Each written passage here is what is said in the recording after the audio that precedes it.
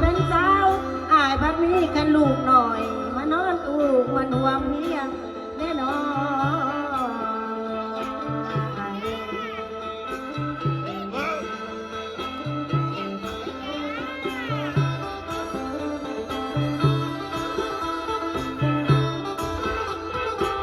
เอาแล้วฉันมาบ้านเราถึงนี้ที่จอก้อนไว้ก่อนถ้าเธอนึกอายนั้นตอบตอนไว้ก้อนแก่กันมาไว้ก้อนแก่ดันมาเด้ออายเอ้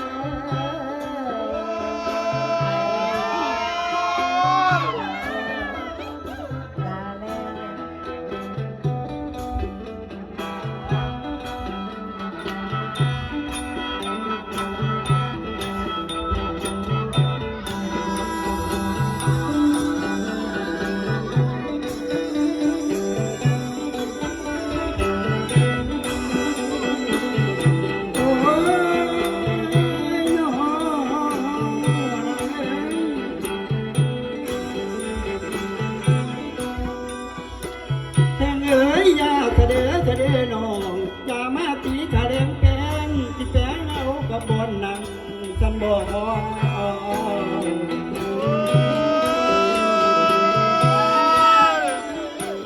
แดงเอ้ยพี่ชายลำนี่นะหัวนั่งเสือเดินเอาเป็นที่แปงได้กับบนหลัง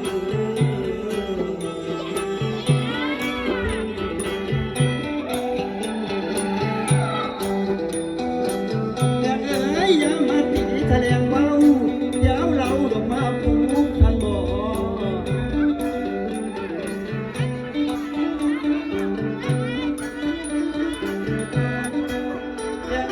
พี่ชายลำละดีนะ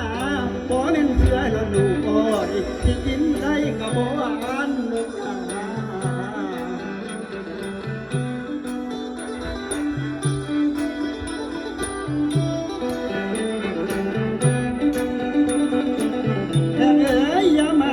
ทะเลงลมแห่งลมจมบ่มีพระราพื้นสันบ่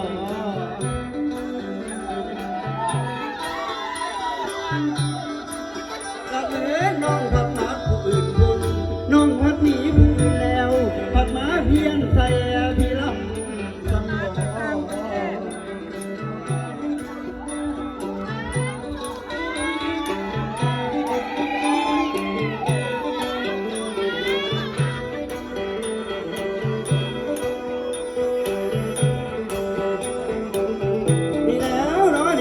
บ่เพิ่นว่า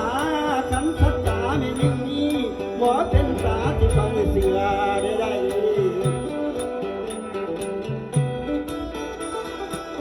ยังเอ้ยนั่งกินเสืออยู่คู่มืออันคำเมาบัดแหงจานเดี๋ยว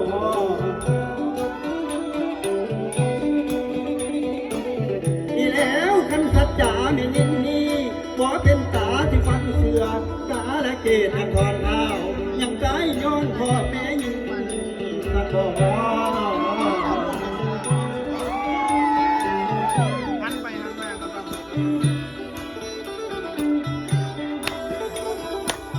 นี่แล้วขันสัจจาไม่มีหมอเป็นตาที่ความมือเสือตาตาแนวดอกมาเสือมันบ่ว่านุ่งอยู่กินไว้จนอายบ่เสือนางหลอกหลาน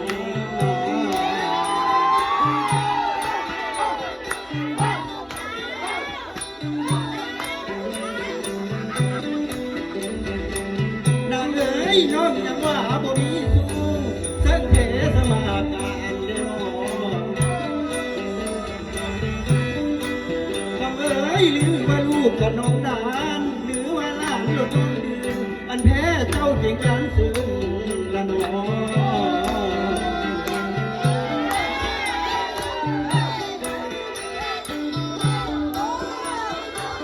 แต่เอ้ยนางยังว่าบ่มีสู้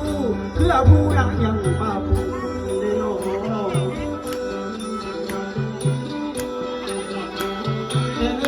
ขันนั้นเหนือปุ่งบ่ได้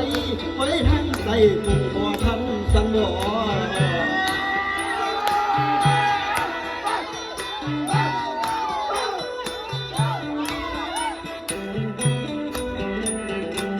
ทำเอ้ยน้องยังว่าบ่มีสู้ ตัวของนางยังเลี้ยงหลาดีโนไม่ว่าหรือน้องนั่งนอกไก่ขอนหรือน้องนอนนอกไก่หัวอันตัวเจ้าเจียงลาเรือนกันบ่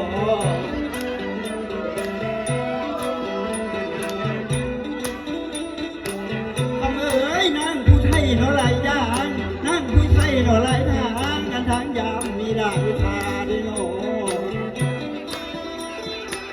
กันมากันทางเหนือบุญกับต้นกันทางใต้บุญกับต้นมาไล่ดอนเขาบอนเดียวกันบ่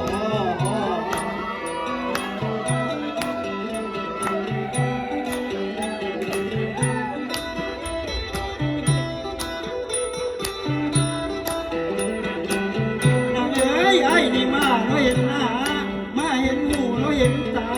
มาเห็นแก้มลูกเป็นแรงไว้เป็นแฟนผู้ใดนอนทำเอ้ยขันเป็นแฟนเนาะนางมองสงสารไอ้ผู้นักลำเดื้อเดื้อ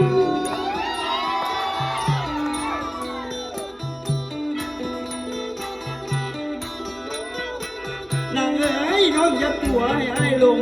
ลงสานุ่มโลมันยานไว้เป็นทหารลูกหลานเหลือใจดีนางเอ้ยตัวให้ใส่เมื่อยาสูขันมาแล้วผัดบ่เอาสมโอละเอ้ย